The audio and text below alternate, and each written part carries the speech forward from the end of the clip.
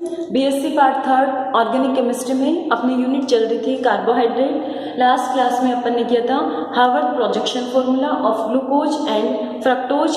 आज हमारी क्लास का टॉपिक है म्यूटा रोटेशन। म्यूटा रोटेशन इंपॉर्टेंट टॉपिक है, कई बार एग्जाम में पूछा जाता है म्यूटा रोटेशन क्या होता है, क्यों होता है, म्यूटा रोटेशन की मैकेनिज्म है वो दीजिए। ठीक है, अब देखो जो ग्लूकोज के डी ग्लूकोज के एनोमर्स अपन ने पढ़े थे, जो साइक्लिक हेमीएसिटाइल स्ट्रक्चर है उसी में अपन एनोमर्स देखते हैं। एक अल्फा डी ग्लूकोज था और दूसरा कौन सा था, बीटा डी ग्लूकोज। अब इन दोनों का स्पेसिफिक रोटेशन है वो अलग अलग होता है। अब जो अल्फा डी ग्लूकोज है उसका स्पेसिफिक रोटेशन है वो होता है 112.2 डिग्री, लेकिन इसको जब भी वाटर में डिजोल्व करेंगे इसका जो स्पेसिफिक रोटेशन है उसकी वैल्यू कितनी हो जाती है, 52.5 डिग्री। ठीक है, तो अल्फा डी ग्लूकोज को जब भी वाटर में डिजोल्व करेंगे तो इसकी स्पेसिफिक रोटेशन है उसकी वैल्यू कितनी हो जाएगी, 112.2 से 52.5 डिग्री है वो हो जाती है। इसी तरीके से जब बीटा डी ग्लूकोज है, बीटा डी ग्लूकोज है इसका स्पेसिफिक रोटेशन होता है 18.7 डिग्री। इसको भी जब वाटर में डिजोल्व करेंगे तो इसका भी स्पेसिफिक रोटेशन है वो कितना हो जाता है, 52.5 डिग्री। वाटर में डिजोल्व करते हैं तब भी ये चेंज होता है, एसिड या बेस के साथ में रिएक्शन करते हैं तब भी इनके म्यूटा रोटेशन की वैल्यू है वो चेंज हो जाती है। तो इस प्रकार कोई भी optically active substance, optically active substance यानी वे सब्सटेंस जो प्लेन पोलराइज्ड लाइट है उसके प्लेन को या तो क्लॉकवाइज डायरेक्शन में रोटेट करेंगे या फिर एंटी क्लॉकवाइज डायरेक्शन में रोटेट करेंगे। ठीक है, तो कोई भी ऑप्टिकली एक्टिव सब्सटेंस है उसके स्पेसिफिक रोटेशन है, स्पेसिफिक रोटेशन इसका 12.2 है और इसका 18.7 डिग्री। तो इसमें धीमी गति से होने वाला और कंटिन्यू होने वाला जो परिवर्तन है इसी को अपन क्या कहेंगे, म्यूटा रोटेशन। तो किसी भी ऑप्टिकली एक्टिव सब्सटेंस के स्पेसिफिक रोटेशन में धीमी गति से और कंटिन्यू होने वाला जो परिवर्तन है उसको अपन क्या कहेंगे, म्यूटा रोटेशन। जिस तरीके से अल्फा डी ग्लूकोज को वाटर में डिजोल्व करने पर इसका स्पेसिफिक रोटेशन है वो 112.2 डिग्री से कितना हो जाता है, 52.5 डिग्री हो जाता है और बीटा डी ग्लूकोज का 18.7 डिग्री से कितना हो जाता है, 52.5 डिग्री हो जाता है। ठीक है, अब ये जो म्यूटा रोटेशन है वो ओपन चेन स्ट्रक्चर है वो शो नहीं करती, ये फीचर होता है वो किसका होता है, साइक्लिक हेमीएसिटाइल स्ट्रक्चर।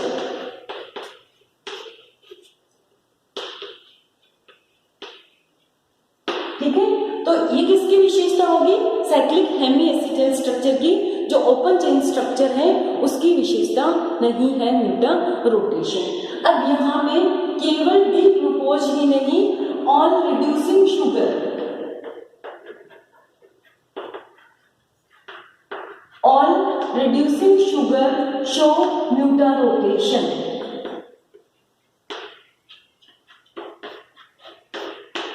डी ग्लूकोज तो शो करती है, फ्रक्टोज भी शो करती है, सुक्रोज है वो रिड्यूसिंग नहीं है तो सुक्रोज है वो म्यूटा रोटेशन शो नहीं करेगी, माल्टोज करेगी, लैक्टोज करेगी।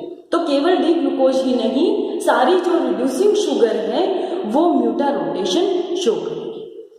ठीक है, अब उसके बाद में लास्ट में इंपॉर्टेंट टॉपिक क्या आता है अपने रीजन की, जो म्यूटा रोटेशन है उसका कारण क्या है।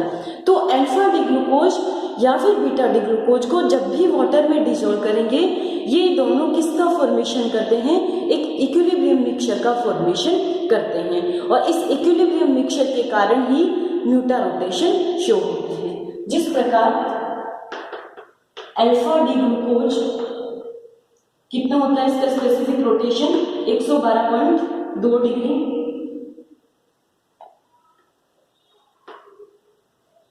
और बीटा डी ग्लूकोज इसका स्पेसिफिक रोटेशन 18.7 डिग्री। जब भी इसको वाटर में डिसॉल्व करेंगे ये एक इक्विलिब्रियम मिक्सचर का फॉर्मेशन करेंगे और इस इक्विलिब्रियम मिक्सचर है उसका स्पेसिफिक रोटेशन है वो कितना होगा 52.5 डिग्री। तो इसका मेन रीजन क्या होगा, अल्फा डिग्लूकोज या बीटा डिग्लूकोज को वाटर में डिजोल्व करेंगे तो ये दोनों इक्विलिब्रियम मिक्सचर में चेंज हो जाएंगे और इस इक्विलिब्रियम मिक्सचर का जो स्पेसिफिक रोटेशन है वो कितना होगा 52.5 डिग्री। इस वजह से इस मिक्सचर का स्पेसिफिक रोटेशन कितना हो जाएगा 52.5 डिग्री।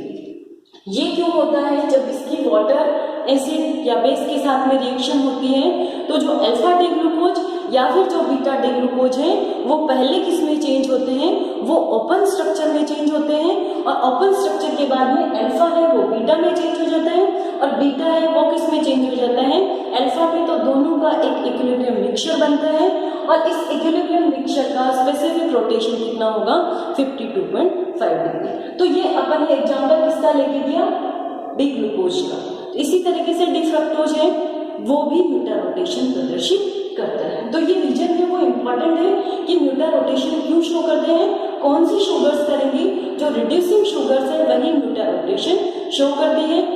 कब शो करती है, जब वाटर के साथ में रिएक्शन होती है या फिर एसिड और बेस के साथ में इनकी रिएक्शंस होती है और ये एक इक्विलिब्रियम मिक्सचर का फॉर्मेशन करेंगे और इस इक्विलिब्रियम मिक्सचर के कारण ही ये म्यूटा रोटेशन शो करती है। अब अपन देखते हैं इसकी मैकेनिज्म कि किस तरीके से अल्फा डी ग्लूकोज है वो एक ओपन स्ट्रक्चर में चेंज होता है और फिर उसके बाद में बीटा डी ग्लूकोज में चेंज हो जाता है।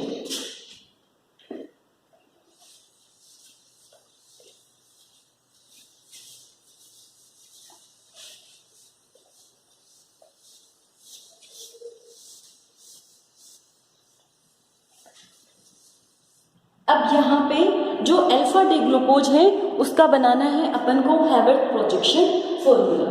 कल लास्ट क्लास में अपन ने किया था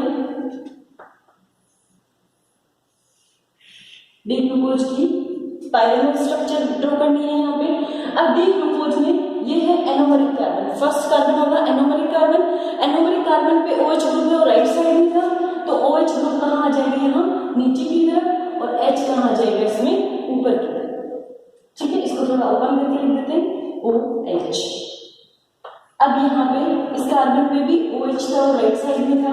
अब सारे क्रॉस में होंगे, H नीचे की तरफ OH ऊपर की तरफ, OH H H और ये क्या आ जाएगा यहाँ पे CH2OH। ये किसकी स्ट्रक्चर है, अल्फा डी ग्लूकोज।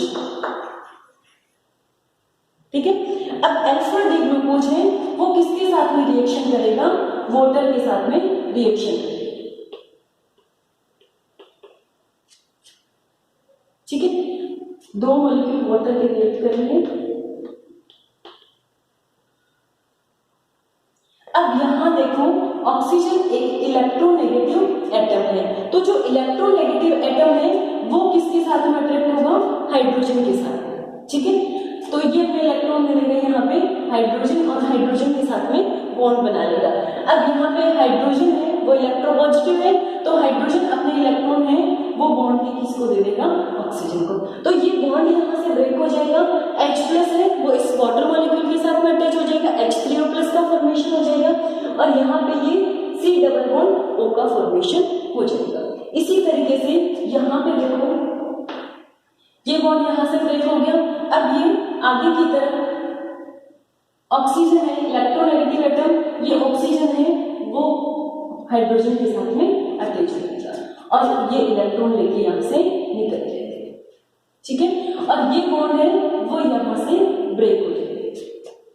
ये बॉन्ड यहाँ से ब्रेक हो गया तो ये C+OH ये फ्री एल्डिहाइड ग्रुप बन गई यहाँ पे और ये ऑक्सीजन के साथ में हाइड्रोजन अटैच हो गया तो ये कौन सा ग्रुप हो गया, यहाँ पे अल्कोहलिक ग्रुप का फॉर्मेशन हो गया। तो देखो सेकंड स्टेप में इस तरीके के स्ट्रक्चर में लिखने।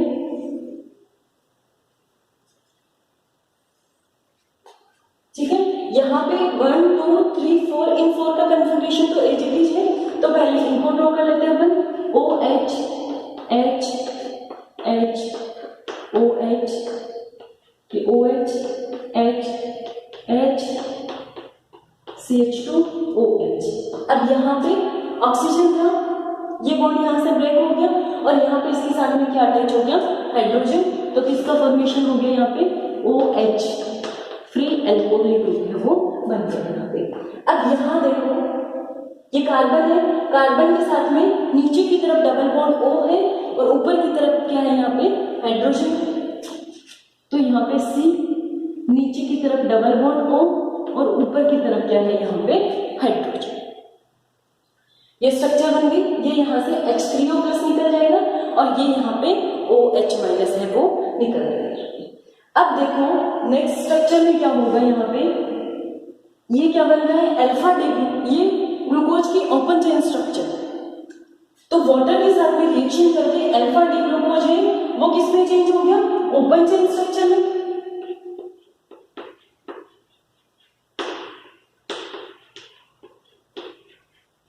ये ओपन चेन स्ट्रक्चर में चेंज हो गया। अब यहाँ पे क्या होगा, जो एल्डिहाइड ग्रुप है उस ग्रुप का रोटेशन होगा, कितने डिग्री के एंगल पे होगा, 180 डिग्री के एंगल पे रोटेशन होगा। तो जो C डबल बॉन्ड O है वो ऊपर की तरफ चला जाएगा और जो H है वो कहाँ आ जाएगा, नीचे की तरफ। 180 degree rotation of C double bond O group, इस ग्रुप का 180 डिग्री पे रोटेशन होगा। और रोटेशन होने के बाद में OH, ये तो H बीच रहेगा। अब यहाँ पे C डबल बॉन्ड O आ जाएगा ऊपर की तरफ, H आ जाएगा यहाँ पे नीचे की तरफ, और सारे H बीच रहेंगे। H और ये यहाँ पे क्या आ गया, CH2OH। अब वापस से क्या होगा, यहाँ पे हाइड्रोनियम आयन है वो रिएक्ट करेगा और यहाँ पे OH माइनस ग्रुप जो रिमूव हुआ था वो वापस से रिएक्ट करेगा। अब OH माइनस रिएक्ट करेगा तो OH माइनस है वो H प्लस को यहाँ से ले, H प्लस ने अपने इलेक्ट्रॉन किसको दे दिए, इस ऑक्सीजन को। तो ऑक्सीजन पे कैसा चार्ज आ जाएगा, यहाँ पे माइनस चार्ज। अब ऑक्सीजन पे माइनस चार्ज आएगा, अब यहाँ ये इलेक्ट्रॉन है वो ऑक्सीजन के पास में चले गए, तो कार्बन पे प्लस चार्ज है, कार्बन पे प्लस चार्ज है तो ये ऑक्सीजन है वो किस पे अटैक करेगा, इस कार्बन पे। तो इस तरीके से वापस यहाँ बॉन्ड का फॉर्मेशन होगा। अब इस ऑक्सीजन पे माइनस चार्ज है तो ये यहाँ से क्या ले लेगा, प्रोटॉन ले लेगा और ये वापस से वाटर की फॉर्म में यहाँ से रिमूव। तो नेक्स्ट स्ट्रक्चर है उसमें क्या बनेगा अपने,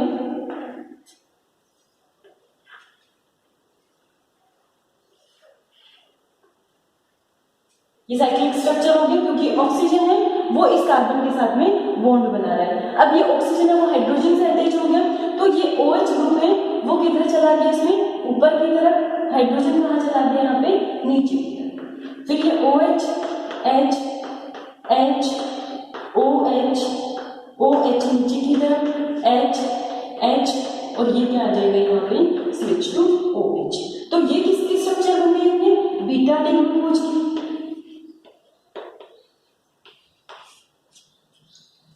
ठीक है, अब देखो दोबारा से देख लो, इसमें सबसे पहले अल्फा डी ग्लूकोज है, अल्फा डी ग्लूकोज है उसकी रिएक्शन किसके साथ में हो रही है, वाटर मॉलिक्यूल के साथ में। तो यहाँ पे जो एनोमरिक कार्बन है उसका ऑक्सीजन है बॉन्ड के, अब यहाँ वाटर मॉलिक्यूल है उसमें ऑक्सीजन इलेक्ट्रोनेगेटिव है तो ये यहाँ से प्रोटॉन को रिमूव करेगा। H प्लस है तो ऑक्सीजन पे माइनस चार्ज है तो ऑक्सीजन ने क्या किया, यहाँ वापस से डबल बॉन्ड का फॉर्मेशन कर दिया और बॉन्ड के इलेक्ट्रॉन है वो आगे वाले इस ऑक्सीजन की तरफ शिफ्ट हो। अब इस ऑक्सीजन में माइनस चार्ज है तो ये दूसरे वाटर मॉलिक्यूल से किसको ले लेगा, प्रोटॉन को ले लेगा, ये OH माइनस की फॉर्म में रिमूव हो जाएगा और ये H3O प्लस हाइड्रोनियम आयन की फॉर्म में यहाँ से रिमूव हो जाएगा। तो ये क्या बन जाएगा, यहाँ पे ग्लूकोज की, डी ग्लूकोज की ओपन चेन स्ट्रक्चर है वो बन गई। अब क्या होगा, ओपन चेन स्ट्रक्चर, ये ग्रुप है वो फ्री है, यहाँ पे सिंगल बॉन्ड है और जो सिंगल बॉन्ड होता है उसका कार्बन कार्बन सिंगल बॉन्ड है उसका फ्री रोटेशन है वो पॉसिबल है। तो ये बॉन्ड है वो रोटेट करेगा, तो रोटेट करेगा तो C डबल बॉन्ड O है वो ऊपर की तरफ चला जाएगा और जो H है वो कहाँ आ जाएगा, यहाँ पे नीचे की तरफ।